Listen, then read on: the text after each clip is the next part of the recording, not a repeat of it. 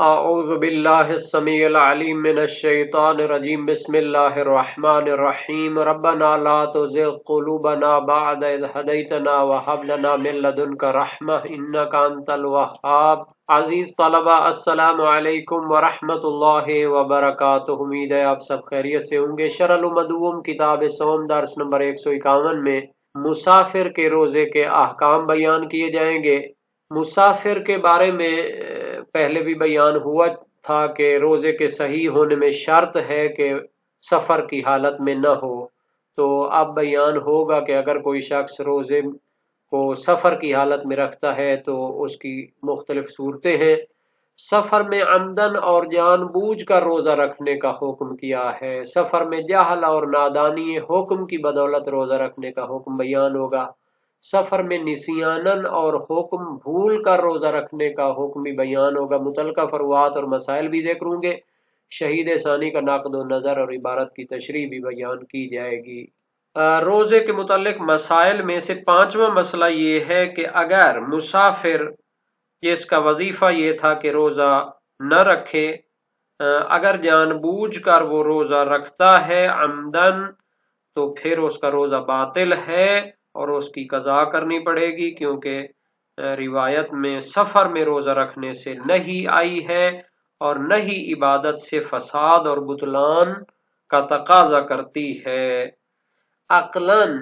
عبادت تقرب کا سبب ہوتی ہے، رضوان و رضا الہی کا سبب ہوتی ہے۔ اگر ایک ایسا کام جس سے خدا تعالیٰ نے نہیں کی ہے، منع کیا ہے، گویا کہ وہ کام جس سے منع آ جاتی ہے خالق مالک کی طرف سے، تو وہ مبغوض ہو جاتا ہے، مبعد عن اللہ ہو جاتا ہے۔ تو ایسا کام کرنا جو کہ منع آ چکی ہے، مبعد اور مبغوض ہے، اس کے ذریعے تقرب حاصل نہیں ہو سکتا۔ اور اس میں فرق نہیں ہے کہ نہ ہی یہ نفسی اس کے ساتھ آئے، نہ ہی یہ غیری آئے، نہ ہی اصل عبادت سے آئے، جز عبادت سے آئے، شرط عبادت سے آئے، یا اس کے وصف ملازم جو کہ لازم ملزوم ہوتا ہے اس سے آئے۔ ہر صورت میں نہ ہی جو عبادت سے متعلق ہوتی ہے وہ بطلان کا تقاضا کرتی ہے۔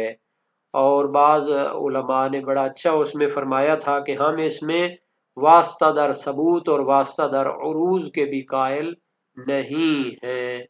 یعنی وہ فلسفی اصطلاحات ہیں کہ جزیہ شرط پر اگر نہیں آتی ہے تو اس کے واسطے سے اصل عبادت پر نہیں آئے گی، اور مبغوضیت اس کی طرف بھی سرایت کرے گی تو واسطہ در ثبوت ہو جائے گا، اصل میں حرام وہ عبادت ہوگی۔ یا جز پر اگر نہیں آتی ہے یہ شرط پر تو واسطہ در عروض ہوگی کہ اصل میں جز اور شرط مبغوض ہوگی اور باطل ہوگی، اور اس کے واسطے سے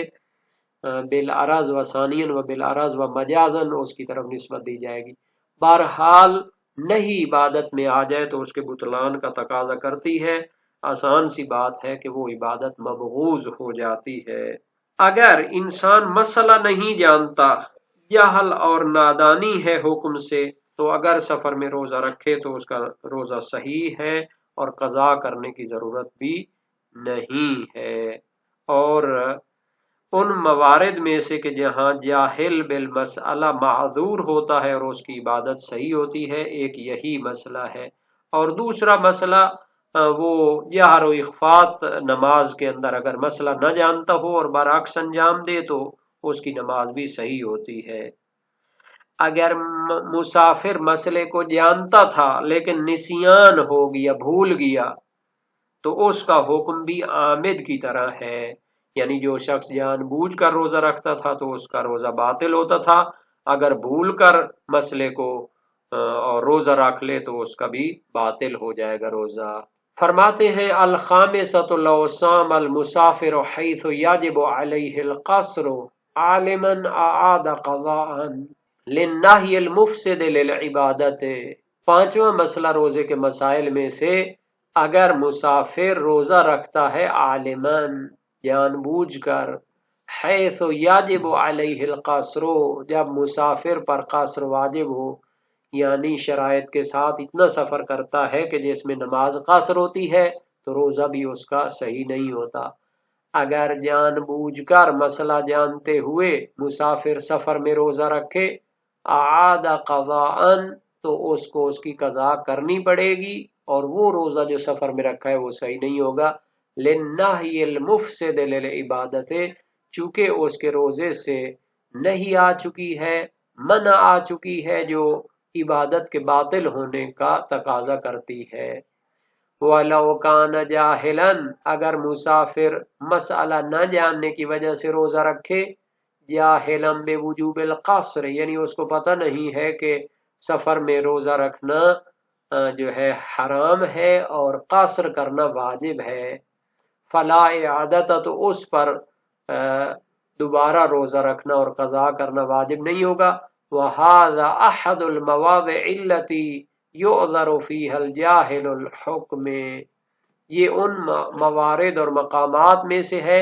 کہ جن میں حکم نہ جاننے والے کا عذر قبول کیا جاتا ہے اور اس کی عبادت صحیح ہو جاتی ہے۔ وَالنَّاسِ لِلْحُكْمِ أَوْ لِلْقَصْرِ يُلْحَقُ بِالْعَامِدِ لِتَقْصِيرِهِ فِي التَّحَفُّظِ وَلَمْ يَتَعَرَّضْ لَهُ الْأَكْثَرُ، اور جو شخص حکم کو بھول جائے کہ اس کو مسئلہ تو پتہ تھا کہ سفر میں روزہ رکھنا صحیح نہیں ہوتا، لیکن حکم کو بھول گیا اور روزہ رکھ لیا، او للقصر، یا اس کو بھول گیا کہ مثلا میں سفر میں ہوں اور مجھے تو قصر کرنا واجب ہے اور روزہ رکھ لیا، یلحق بالعامد، ناسی للحکم، حکم کو یا قصر کو بھول جانے والا اور سفر میں روزہ رکھنے والا اس کو ملحق کیا جائے گا عامد کے ساتھ۔ وہ شخص جو جان بوجھ کر روزہ رکھتا ہے سفر میں تو اس کا روزہ باطل ہوتا ہے، اس کا روزہ بھی باطل ہوگا۔ لتقصیرہ فی التحفظ، چونکہ اس نے مسئلے کو یاد کرنے میں یا اپنے احکام کو یاد کر کے اس پر عمل کرنے میں تقصیر اور سستی کی ہے، اس وجہ سے اس کو بھی دوبارہ روزہ رکھنا پڑے گا۔ مسئلے کو بھول جانے والے کو، ناسی کو، شہید اول نے عامد کی طرح قرار دیا ہے اور اس کو کہا ہے کہ وہ بھی روزہ رکھے گا، دوبارہ اس کی قضا کرے گا۔ شہید ثانی فرماتے ہیں وَلَمْ يَتَعَرَّضْ لَهُ الْأَكْثَرُ، اکثر فقہا مسافر کے بھول کر روزے رکھنے کے بارے میں درپے نہیں ہوئے اور انہوں نے اس مسئلے کو ذکر نہیں کیا، مع ذکرہم لہو فی قصر الصلاة بالإعادة فی الوقت خاصة للنص سے۔ شہید ثانی اصل میں استفادہ کرنا چاہتے ہیں کہ اکثر علماء اور فقہا نے اس کو روزے کے مسئلے میں ذکر نہیں کیا، مع ذکرہم لہو فی قصر الصلاة، جبکہ وہ نماز مسافر کے باب میں ذکر کرتے ہیں بالإعادة فی الوقت خاصة، کہ اگر بھول کر اس نے نماز قصر کو پورا پڑھ دیا ہو تو وقت کے اندر اگر اس کو یاد آ جائے تو اس کا اعادہ کرنا پڑتا ہے، کیونکہ نص سے خاص موجود ہے اس کی، اور اگر وقت کے اندر یاد نہ آ جائے تو پھر اس کو قضا کرنے کی ضرورت نہیں ہوتی۔ تو فرماتے مناسب یہ ہے کہ ناسی کے حکم میں اس کو جاہل بالمسئلہ کی طرح قرار دیں اور اس کا روزہ باطل نہ ہو، اور اس کو نماز مسافر سے استفادہ کر سکتے ہیں، کیونکہ اکثر فقہا نے نسیان مسافر کے مسئلہ میں کتاب صوم میں ذکر ہی نہیں کیا، لیکن کتاب نماز میں انہوں نے کہا ہے کہ مسافر کا وظیفہ تو تھا کہ نماز قصر پڑھے، لیکن اگر مسئلہ بھول کر نماز پوری پڑھی، اگر وقت کے اندر یاد آ جائے تو پھر دوبارہ نماز پڑھ لے، لیکن اگر وقت خارج ہو جائے تو قضا واجب نہیں ہے، اور اس کی دلیل ایک روایت ہے۔ تو مناسب مسئلہ نماز مسافر میں یہ ہے کہ روزے کے بارے میں بھی کہیں کہ فراموشی اور نسیان کی وجہ سے اگر روزہ رکھا ہو اور دن کے تمام ہونے کے بعد یاد آ جائے تو اس کا روزہ صحیح ہونا چاہیے اور اس پر قضا واجب نہیں ہونی چاہیے، جیسا کہ نماز کے بارے میں مسئلہ بھی یہی تھا۔ اور وہ دلیل کے جو وجوب قضا کے لیے بیان کی گئی ہے کہ چونکہ ناسی اور فراموش کرنے والا وہ سستی اور تقصیر اور کوتاہی کرتا ہے، تو اس کے جواب میں کہتے ہیں یہ قابل قبول نہیں ہے، کیونکہ ممکن ہے کہ اس نے مسئلہ یاد رکھنے کی کوشش کی ہو لیکن پھر بھی بھول گیا ہو، یہ ہو سکتا ہے۔ اور دوسری دلیل یہ ہے کہ ناسی پر قضا واجب نہیں ہے چونکہ حدیث رافع موجود ہے، رفع عن امتی تسعہ الخطا والنسیان۔ یہ اصل میں حدیث رفع کے عنوان سے مشہور ہے، اصل میں یہ حدیث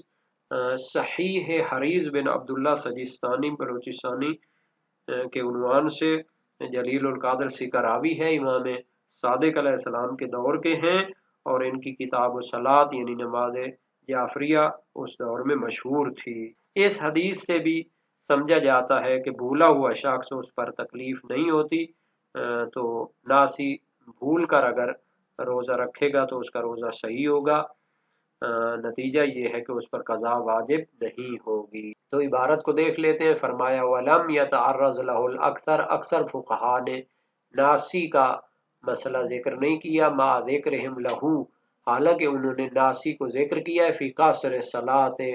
نماز جہاں پر قاصر پڑھنی ہے اس نے پوری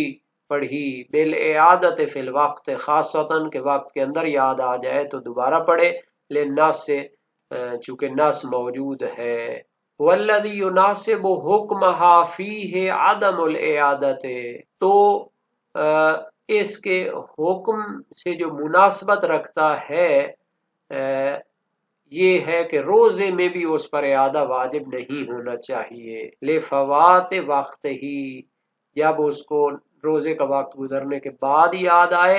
تو پھر اس پر دوبارہ نماز کی طرح روزہ بھی دوبارہ نہ رکھنا پڑے۔ وَمَنْعِ تَقْصِيرِ النَّاسِ، اور دوسری دلیل جو شہید اول نے دی تھی کہ ناسی کو عامد کے حکم میں قرار دیں چونکہ اس نے نسیان کیا ہے اور کوتاہی کی ہے، تقصیر کی ہے، تو کہتے ہیں یہ دلیل ممنوع ہے چونکہ کبھی وہ یاد رکھنے کی کوشش کرتا ہے لیکن بھول جاتا ہے۔ وَلِرَفْعِ الْحُكْمِ عَنْهُ، بلکہ دلیل موجود ہے صحیح حریز بن عبداللہ سجستانی بلوچستانی کہ رفع عن امتی تسعہ، کہ ناسی سے بھی حکم کو اٹھا لیا گیا ہے، پس اس پر قضا واجب نہیں ہے۔ وَإِنْ كَانَ مَا ذَكَرَهُ أَوْلَى، اگرچہ جو شہید اول نے ذکر کیا ہے وہ اولویت رکھتا ہے۔ یہ جو شہید ثانی نے فرمایا تھا کہ مسئلہ قصر نماز مسافر سے جو مناسبت رکھتا ہے وہ یہ ہے کہ روزہ مسافر ناسی صحیح ہونا چاہیے، لیکن کہتے ہیں کہ جو شہید اول نے فتویٰ دیا ہے یہ اولویت رکھتا ہے اور بہتر ہے، یعنی اس کو عامد کے ساتھ ملحق کریں اور اس پر قضا واجب ہو چونکہ یہ احتیاط کے موافق ہے۔ وَلَوْ عَلِمَ الْجَاهِلُ وَالنَّاسِ فِي أَثْنَاءِ النَّهَارِ أَفْطَرَ وَقَضَيَا قَطْعًا، اگر مسافر جاہل بالحکم و مسافر ناسی بالحکم دن کے اندر ان کو یاد آ جائے یا حکم کا انہیں پتہ چل جائے تو وہ روزے کو ختم کر دیں، افطار کر دیں اور بعد میں یقیناً قضا ان پر واجب ہوگی۔ اگر مسافر جاہل و مسافر ناسی دن کے درمیان دوران میں علم حاصل کر لیں یا توجہ ان کی پیدا ہو جائے تو روزے کو ختم کر دیں اور بعد میں قضا کریں، اور یہ حکم قطعی اور یقینی ہے۔ یہاں تک مسافر کے عالم و عامد ہو کر سفر میں روزہ رکھنے کا حکم میں بطلان ہے تو اس میں کوئی اختلاف نہیں ہے، تمام علماء و فقہاء شیعہ اس کے قائل ہیں کہ اس کا روزہ باطل ہوگا۔ روایات بھی موجود ہیں، صحیح حلبی جلیل القادر سکراوی ہیں، امام صادق علیہ السلام کے اصحاب میں سے تھے، امام صادق علیہ السلام سے روایت کی رجل صام فی السفر، جس شخص نے سفر میں روزہ رکھا، فقال علیہ السلام، امام نے فرمایا ان کان بلغہ ان رسول اللہ صلی اللہ علیہ وآلہ وسلم نہا عن ذلک فعلیہ القضاء وان لم یکن بلغہ فلا شیء علیہ، اگر اسے حکم پہنچ چکا ہے کہ نبی اکرم نے سفر میں روزہ رکھنے سے منع کیا ہے تو اس پر قضا واجب ہے اور وہ روزہ اس کا باطل ہوگا، اور اگر اس کو نہیں پہنچا وہ حکم تو اس پر کوئی چیز نہیں ہے۔ گویا کہ جاہل بالحکم کا بھی مسئلہ اسی سے سمجھا جا سکتا ہے کہ اس کا روزہ صحیح ہو جائے گا۔ اور ناسی کے بارے میں فرمایا کہ